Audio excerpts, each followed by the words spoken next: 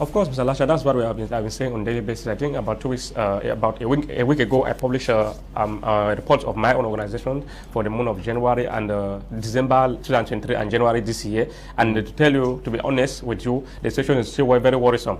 Things are not normal as people are claiming. If they tell you what is going on in the field, you won't believe. Because most of the things, as I keep saying here, are underreported. They are no longer reporting as it used to be. Just yesterday, if I tell you that a lot of things happened there yesterday in Jakiri, where I think a soldier might possibly be killed, because if you see what happened, a bomb explosion that occurred, turning the armor car into a valley and all the like, you will not believe. Even that same yesterday, one of the helicopter, I don't know what happened, because the issue is that when something happens, we are praying on the government of Cameroon to always make sure that they communicate, so that Cameroonians should be aware of what is going on. Because yesterday, our people on the field told me that even an helicopter that I don't know fell in Kumbu some weeks back was transported yesterday from Kumbu to Bamenda. So some sources are saying that the helicopter was brought down by the separatists, but other sources are saying that no, it was just a crash, that it just fell.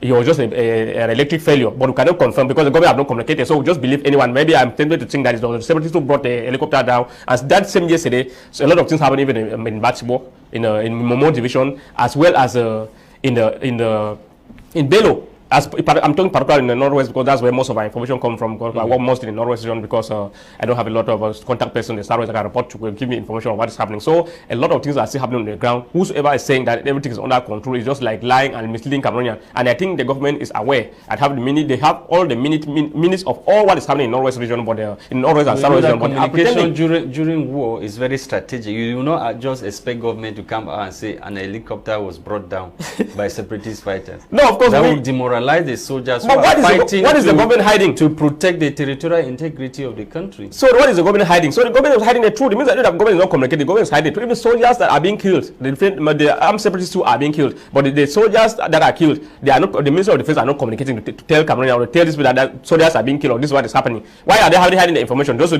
mislead people that everything is under control. At least the government is supposed to be communicating or regularly tell us the situation of the human rights in the Northwest and Southwest region, where this conflict has been going on for quite a long time now. It's just when once in a while when you see the government come out to tell you that this thing happened in this way, maybe a soldier or this happened and this one was killed. Only when sometimes some of the information are just leaked from their WhatsApp group. Sometimes they send a report of something that's happening in an area in a military WhatsApp, in the WhatsApp group of the Ministry of Defense, and maybe some of their colleagues will leak the information and send the information outside. That's only when some people realize that something actually happened in that place. But normally they are supposed to communicate to tell us what is happening. And I continue to say that the situation in the Northwest and Southwest region remain very worrisome. At least there is a call for concern. The government need to do everything possible to make sure that we end this mess. We cannot continue to to see our citizens being defended as security forces, or the armed separatists, or the civilian being killed on daily basis. When you say what you are saying, the Minister of Public Health, Dr. Manouda Malashi, just said 83 persons are now confirmed to have been victims of the bomb explosion in Kambe, and just one person died. When you say the government is not communicating with all this information coming out, what do you mean? What do you see? Yeah, absolutely. What I'm saying is clear. When I'm saying the government is not communicating, I'm not saying that they are not communicating at all, but they are doing very little. When they are giving reports on what happened in the, that one is Minister of Public Health saying verbally or some of these things, because there is no official. Remember, there's no official communicator has come out from the state authority from what happened in Kambe up to date.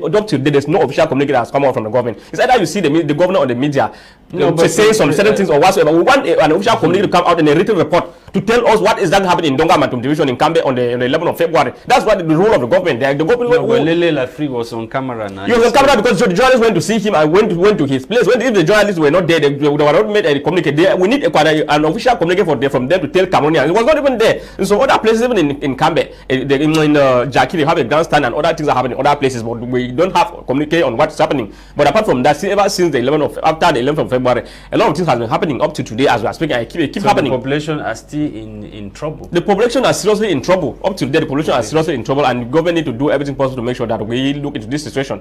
And the protection of civilians remain a major problem, because sometimes the government go about calling on civilians to collaborate with the different security forces to denounce the separatists so that they can kill them. And at the end, when a civilian will go ahead to denounce the separatists, after giving the information to the military, after the separatists will come after the civilian, meaning that there are some members of the defense and security forces that are working even with the separatists. And sometimes when you give information to them that there's somebody have denounced you separatists, they will give the information back to the separatists, and separatists will use that information back to go and target a civilian. It's not acceptable. D'accord, c'est inacceptable, M. Amadou. Donc, on reste sur le même sujet. D'après une source d'information crédible, très sûre, eh bien, 300 morts ont été enregistrés dans les zones en crise au cours de l'année 2023. D'ailleurs, c'est la substance du rapport donné par les droits de l'homme au Cameroun sur la situation. Eh bien, quelle est la particularité de ces statistiques comparativement aux statistiques antérieures? Well, I think this issue of statistics is only coming out to tell us exactly maybe the situation, the human rights situation in Cameroon